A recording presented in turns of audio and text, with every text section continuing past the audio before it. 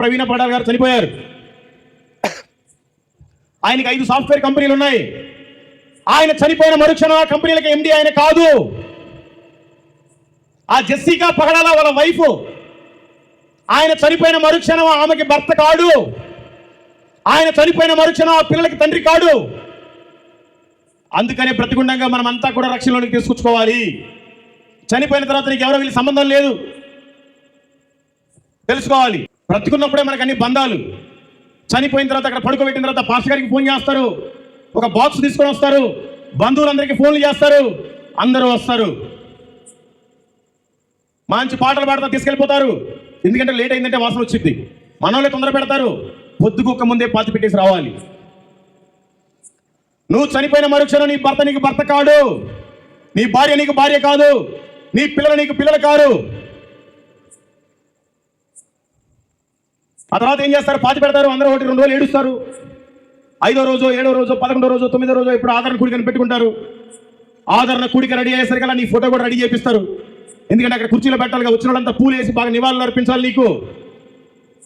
ఆ కార్యక్రమం అయిపోయిన తర్వాత నీ ఫోటో తీసుకెళ్తారు, గోడకు పెడతారు. క్రిస్మస్ రోజు దుడుస్తారు, ఈస్టర్ రోజు దుడుస్తారు. నీ బ్రతుకు అంతేనా? ఒక గోడకి ఫోటోలాగా మిగిలిపోతావా? దేవుడే విగ్రహారాధన చేయొద్దు అంటే నువ్వే ఒక విగ్రహంలాగా, ఒక ఫోటోలాగా మారిపోతున్నావు.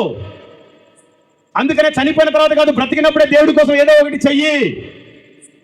నరకం అనేది చాలా భయంకరంగా ఉంది, తెలుసుకోవాలి. మత్తయి సువార్త 6వ అధ్యాయము 19వ వచనం 20వ వచనం చదవండి అందరూ.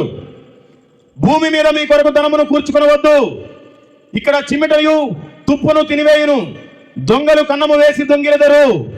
పరలోకమందు మీ కొరకు ధనమును కూర్చుకొనుడి, అచ్చట చిమ్మెట అయినను తుప్పైనను దాన్ని తినివేయదు, దొంగలు కన్నము వేసి దొంగిలరు. నువ్వు నీ భార్య పిల్లల కోసం, నీ భర్త పిల్లల కోసం ఈ భూమి మీద నువ్వు ఎంత వెంపర్లాడినా, ఎంత కష్టపడి సంపాదించినా, చివరికి నువ్వు వేసుకున్న డ్రెస్ కూడా ఇక్కడే వదిలేసి వెళ్ళిపోవాలి. అందుకని నువ్వు ఈ భూమి మీద మమకారాన్ని పెంచుకోబాకు. పరలోకంలో ఉండే ధనాన్ని నువ్వు సంపాదించుకోవడానికి దాని మీద ఫోకస్ పెట్టు, లేకపోతే చాలా కష్టం. ఈ మధ్యకాలంలో బ్యాంకాక్లో, థాయిలాండ్లో భూకంపం వచ్చింది, మయన్మార్లో భూకంపం వచ్చింది. పెద్ద పెద్ద బిల్డింగ్లన్నీ పడిపోయాయి. ఆ బిల్డింగ్లన్నీ ఎవరు కట్టుకున్నారు తెలియదు, దాని కిందనే పడి చనిపోయాడు. వాళ్ళ భార్య పిల్లంతా ఏమైపోవాలి? అందుకని మనం బ్రతికినప్పుడు ఏదైనా చేసుకోవాలి, చనిపోయిన తర్వాత ఏమీ రాదు.